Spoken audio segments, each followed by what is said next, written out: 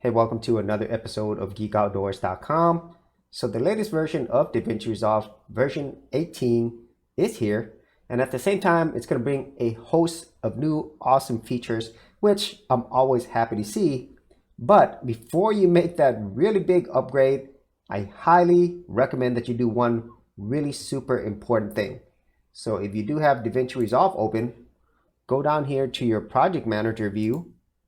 And then once you see your projects, choose this little toggle here to show and hide databases, and then choose the database which you are working with for all your projects, and then go here and click on backup. So you choose a folder you want to back it up as. I'm going to go ahead and back it up here, and I'm going to replace my existing backup. We'll back it up. And then if you go to your folder, there is your latest backup.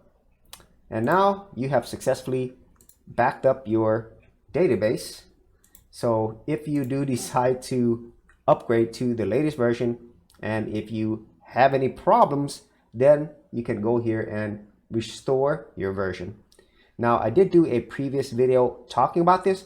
Plus, I also did another video talking about how you could back up your projects as well.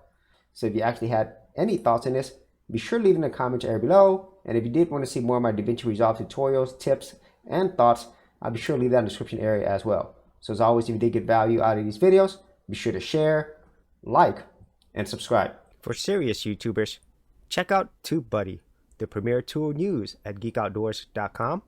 Get more done today by checking out the affiliate link in the description area below.